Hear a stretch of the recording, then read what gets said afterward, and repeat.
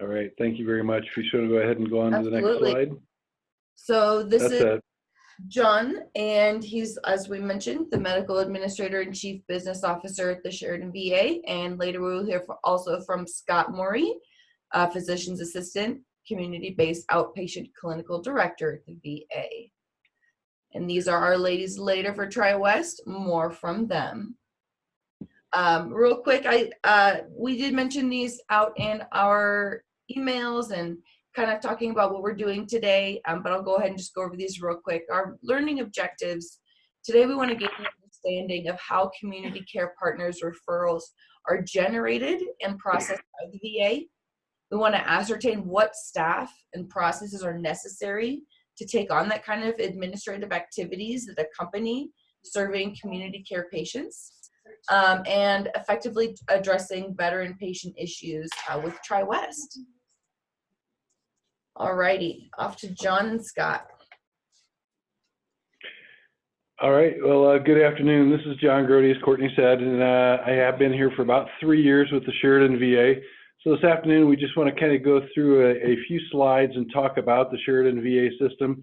I do want to say something because Courtney talked about the folks from Triwest being the other side of the coin. And I do want to say we really view Triwest as our partners in community care within the state of Wyoming, because without them being part of our team, there's no way we could make all the community care actions happen that we do here in Sheridan. So if you want to go ahead to the next slide, please, Courtney. A little bit about the Sheridan VA.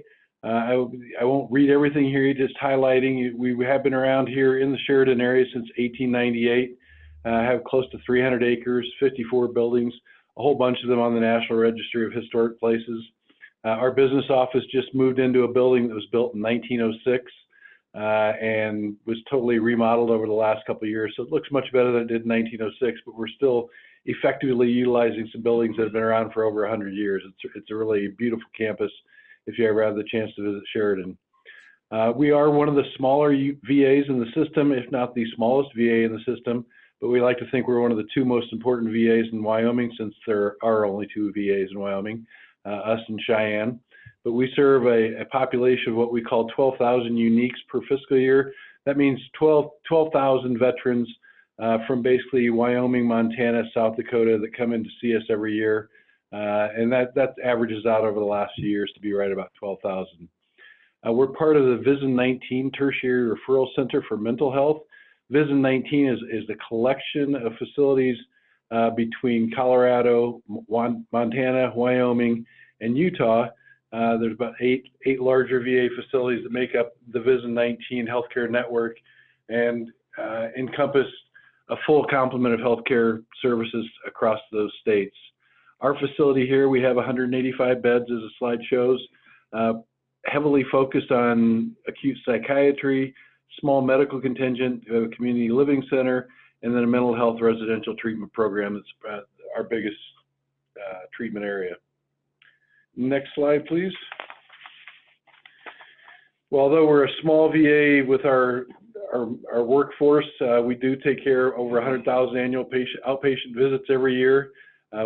Scott, who's going to talk to you here in a few minutes, manages those community-based outpatient clinics that are stationed around the state of Wyoming, along with 2 telehealth outreach clinics that he'll highlight. And we cover 75,000 square miles of pretty much north of Cheyenne and up to the Montana border, that we cover all that geographic area. So we have a really large geographic area of responsibility that we try to cover down on for all the veterans of Wyoming. Next slide. Just a little bit about our priorities, and we've been evolving with the VA. It's always important to maintain our relevance, and so we've been evolving as far as what we look like as a healthcare system. We've been really focusing on increasing our market share, specifically in the Casper area, where we see a larger amount of uniques than we have anywhere else in the state. And so we've been focusing. We currently have an older community-based outpatient clinic there. We're in the process of building out a new facility that should be opening up in the next year. We do try to focus in on our foundational services. Like I said, mental health, probably one of our biggest areas of focus. Primary care, rehabilitation care, and telehealth are all the primary foundational services we try to utilize here in Sheridan.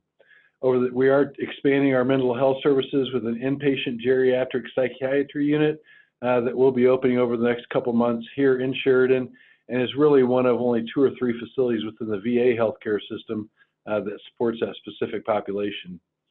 We continually work to increase our access or our availability for veteran care. Veterans have an access utilizing that website to take a look at any given time and see what access standards are, what the time frames are, and how quickly they can get in to receive care here in the Sheridan VA. And of course, we want to fully improve our community relationships through the full use of the Mission Act, which I'll talk about on the next slide. The VA Mission Act is the federal legislation that really governs how we do community care within the VA. Some of you that have been around in the state of Wyoming may be familiar with the CHOICE program that we had prior to the Mission Act. That was a response to a perception that the VA was having some challenges getting veterans into care in a timely fashion. Wasn't really the case here in Wyoming, but it did happen around the country, and so Congress pushed the CHOICE Act into place about 5 years ago to really enhance our ability to utilize community care assets. That was in place for about 3 years before they started really looking at the lessons learned from what we had done right and what we'd done wrong with the CHOICE program. And what came out of that discussion was the Mission Act that was signed into law in June of 2018, but really came into play in June of 2019 when most of the language within the Mission Act became actual law and in place. It gives us full authority for eligible veterans to receive community care through our different community partnerships. As part of that community partnership effort, we have affiliated with Triwest as our community care network provider. I'm not going to steal their thunder because they're going to be talking here in a few minutes, but Triwest basically took over where our previous third-party administrator, HealthNet, had been administering the CHOICE program. As their contract came to an end, Triwest stood up and did an expansion contract to kind of live out the lifeblood of the CHOICE program and led them right into being the community care provider under the Mission Act. Basically, the services that are available for the Mission Act in community care are pretty much all specialty care, and new to this program is the primary care option, which we really didn't utilize as much with CHOICE, but we are seeing more and more veterans opting to use local primary care options in the community. Urgent care and pharmacy benefits are also part of the Mission Act, and again, I'll refer to the Triwest presentation on how that program is being utilized, since it is primarily being run through Triwest. The payment for the Mission Act providers is accomplished through the Triwest network, and they have to date established a very good reputation as far as paying on good, clean claims. It'll typically less than 30 days, so they have a much better reputation than possibly our previous TPA. So I won't belabor that point, but they have established, and we expect that as they lay out the community care network, they'll maintain a very good community care payment record with us. So we're excited to see how that network rolls out over the next year. All right, next slide. I think I'll be turning over to Scott to talk a little bit about the telehealth services. Hi, again, my name is Scott Morey. I'm a physician assistant up here in Sheridan. I'm going to go back up a little bit here. We do have multiple clinics located throughout the state, and if you saw back on that previous slide, we are located from Afton and Evanston all the way up through Gillette. We do not cover the northeast or the southeast corners of the state, but otherwise we have the rest of the state to cover. Our two what we call PIC talks or outreach clinics are in Worland and one in Evanston. Those are the only two clinics where we don't have a primary care provider located within those clinics. The provider is remotes in there through the computer, through our telehealth. We have these primary care carts where we can listen to the patient's heart, lungs, abdomen through our telehealth equipment, and we have a nurse there that provides that service, and then the provider works closely with that nurse so they know exactly what the provider wishes to do, and that works pretty well. We do a significant amount of care that way. especially if one of our providers call in sick or on vacation, we can cover that patient panel with a provider remotely. You can go back to that other slide there, would be great, thank you. In conjunction with that, though, we also provide multiple specialty care clinics, from diabetes to surgical to anything you can imagine.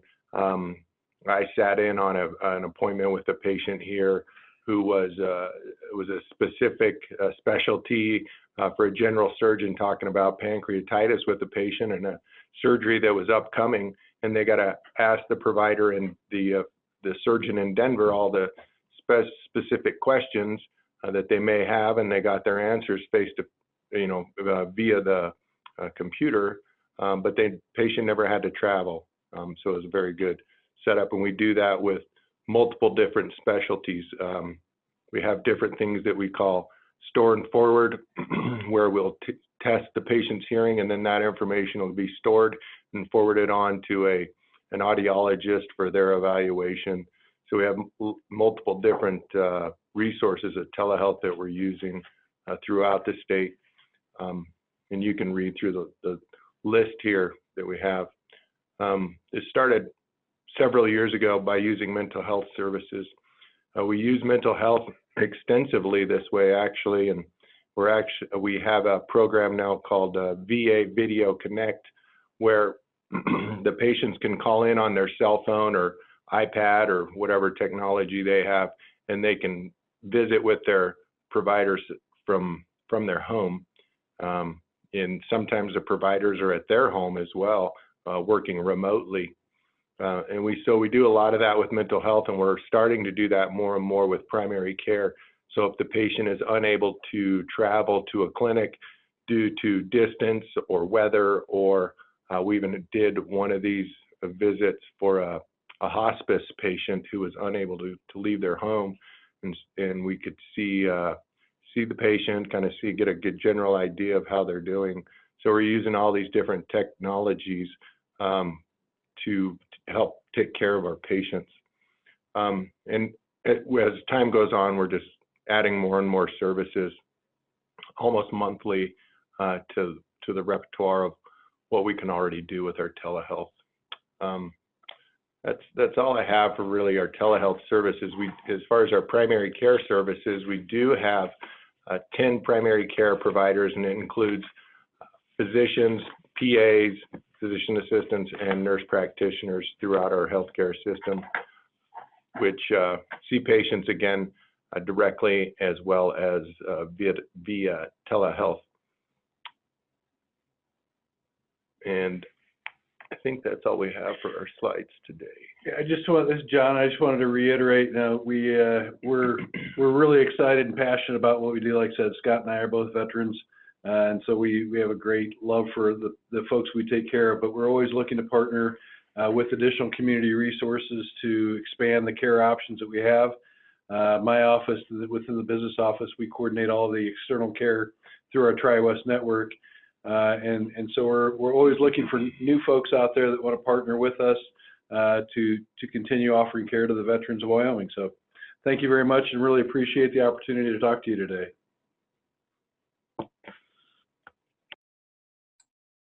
Thank you so much, John and Scott, and for rolling with the punches as far as how our slides are going today. That was a really amazing presentation, and I can't wait to hear more from Triwest on the other side. So I'm going to hand it over to Miss Veronica Thomas. Okay, thank you very much for having me today. Well, Courtney and everyone on the line, an interesting thing happened today. Well, first off, Leanne has not made it yet. I'm pretty sure she got tangled somewhere and couldn't get here. Hopefully she'll come in shortly. The second thing is all of the electricity is off here at Triwest, and I am talking to you on my phone with my flashlight so that I could see my documentation, because my computer is all dark. I can't see a thing. Oh my goodness. So that's okay. That's okay. We can still go. We can still do this. You know what that's Courtney. is we have some committed people in this group. So I'll advance those slides for you, just like I was doing for the Sheridan VA. You just tell me when. Thank you so much for still making this a priority. This is amazing. No, this is very important. It's very important. So we'll trudge on, and I'm a veteran too, so we're used to working with very little. So, oh, the lights just came back on. Okay, perfect. This is great. Hopefully everything will reboot.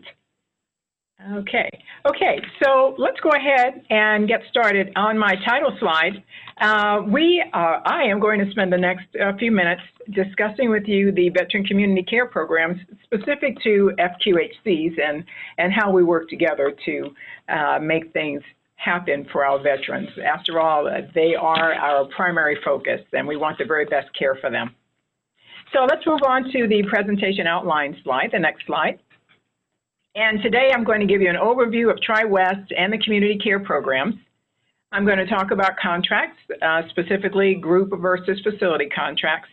And I'll also discuss the benefits of a facility contract versus a group contract. And then I will give you some pointers about direct contracting with FQHCs. Then we're going to move on to address the authorizations and appointing process. I'll talk about claims and medical documentation submission. Then I'll move on to give you some detailed information about the urgent care process to include claims submission.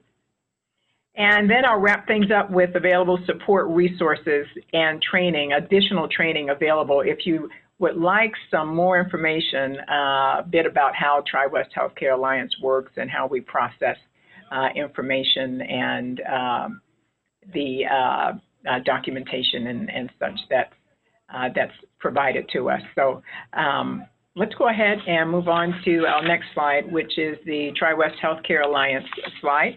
And what is Triwest? Well, the Triwest Healthcare Alliance is a Phoenix-based corporation, and we're owned by not-for-profit health plans and 2 university hospital systems.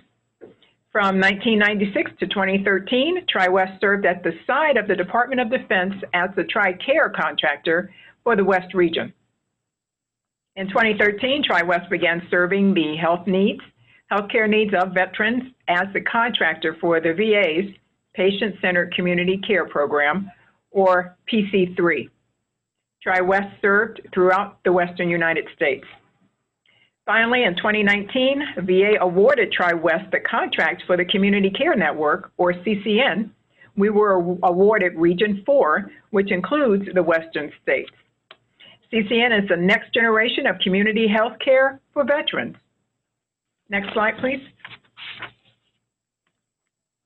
Under the veterans programs, Triwest is focused on providing a high-quality network and customer service, supporting veterans' access to care through a nationwide footprint of community providers.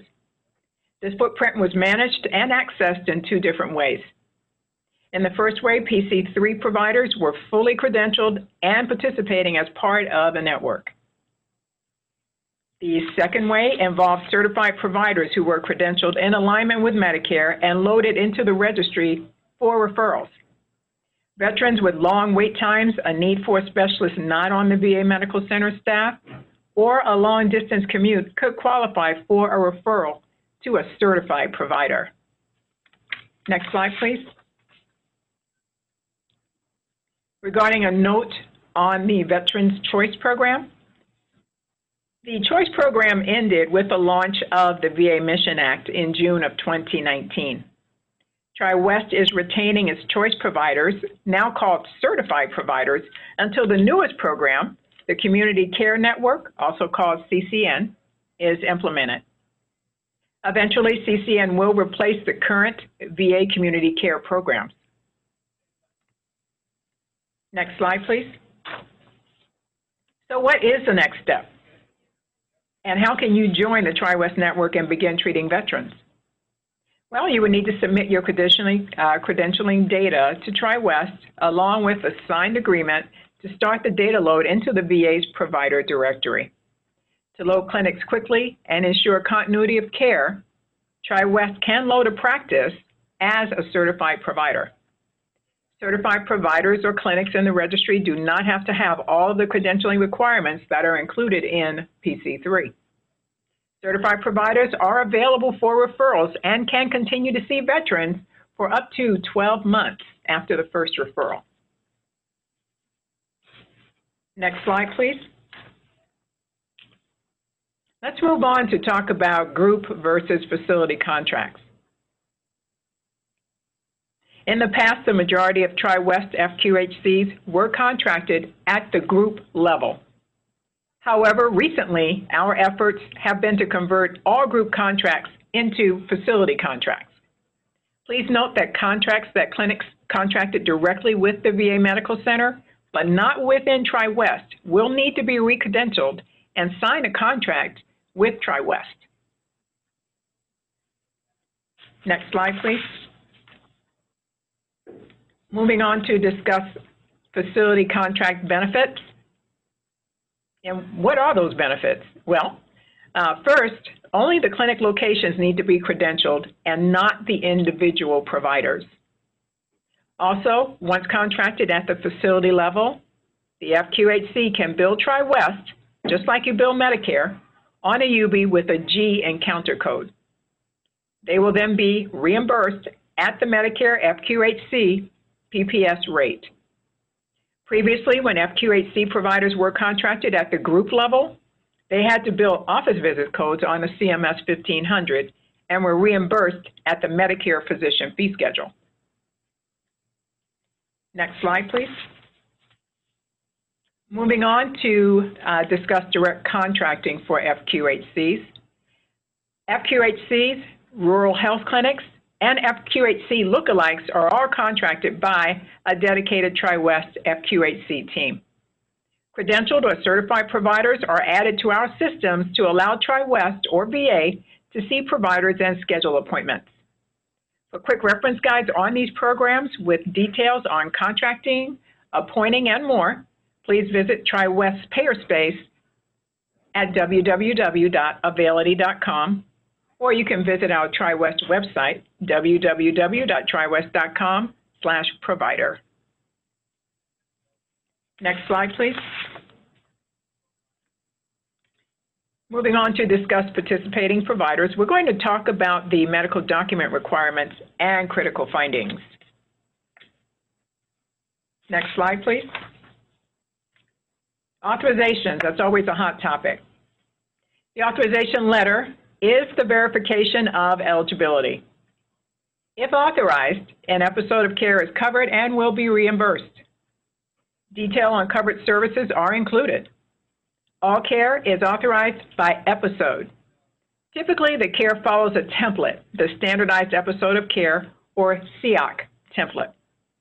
Covered service listings and profile definitions for each SEOC profile are in the letter and available online, along with quick reference guides. Commonly prescribed ancillary services, which could include lab tests, physical therapy, x-ray, other services, are typically included as part of the episode. No additional authorization will be required. Valid date ranges, any limits to number of visits and/or codes are also detailed in the SEOCs. Next slide, please. Regarding appointments, depending on your area, either the authorizing VAMC, that's VA Medical Center, or a Triwest representative may call your office to schedule appointments with the veteran. No-shows, missed, or canceled appointments must be reported to Triwest or VA by the provider. Next slide, please. Moving on to medical documentation submission. Medical documentation is a VA requirement. Submit medical documentation to the authorizing VAMC via fax, secure email, or regular mail. Please contact the authorizing VAMC to determine the best method for submission. You can look on the front page of your authorization to determine which VAMC authorized care, and your VAMC contact information would be included on the VA consult.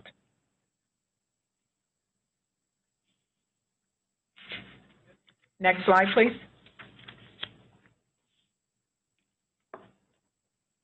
Claim submissions. Triwest uses WPS, Military and Veterans Health. We refer to them as WPS MVH, as our claims processor. Triwest pushes data to WPS MVH to allow for EDI registration and claims payment. Triwest appoints based on MPI, but pays based on TIN, tax ID number. So any provider under that tax ID number with the same scope of practice can treat that patient. You would submit claims to WPS MVH within 30 days of the date of service. Claim status can be found at www.triwest.com/provider once you register for a secure account on the portal. Okay, next slide, please. Let's move on to talk about payments. VA community care programs pay 100% of the FQHC PPS rate. There is no copay or cost sharing for the veteran. FQHCs get reimbursed per CMS criteria. This is 100% of the CMS payment.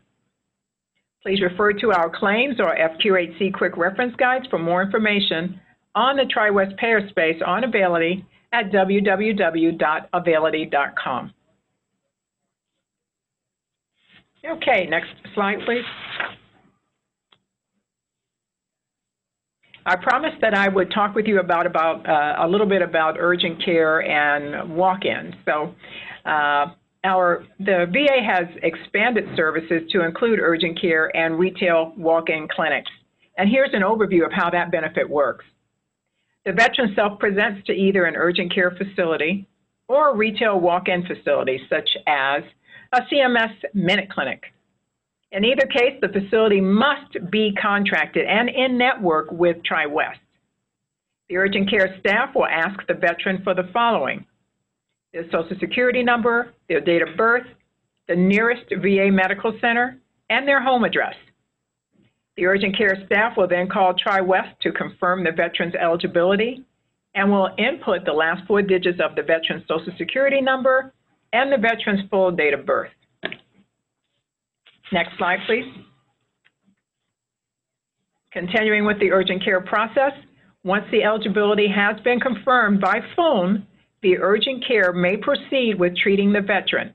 No authorization is required. That phone verification will be enough for you to treat the veteran. During treatment, if the provider determines the veteran needs an urgent medication, such as antibiotics, the provider may write a prescription for up to a 14-day supply. Opiates are limited to 7 days or less, depending on state law. The veteran may fill his or her prescription at any pharmacy in network with Express Scripts. After the veteran leaves, the urgent care clinic will then submit medical documentation to the veteran's VAMC. If the urgent care staff doesn't know which VAMC is responsible for the veteran's care, they can type the veteran's home address into the VAMC lookup tool, and that link is actually posted on the slide that we're reviewing now. And after that, the clinic will submit the claim to WPS Military and Veterans Health for processing. Next slide, please. So you might be wondering, what's the difference between an urgent care clinic and a retail walk-in location? Here's how VA defines the differences. A retail walk-in location is a walk-in clinic other than an office, urgent care facility, pharmacy, or dependent clinic located within a retail operation, such as a Walgreens or CVS. Retail walk-in locations offer treatment of uncomplicated illnesses like a sore throat or an earache.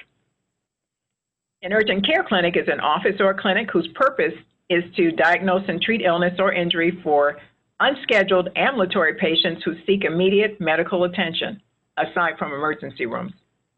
The key here is urgent care offers treatment for urgent, non-emergent situations like splinting, casting, lacerations, and wounds. For more information, feel free to visit the urgent care link that's posted on the slide. Okay, next slide, please.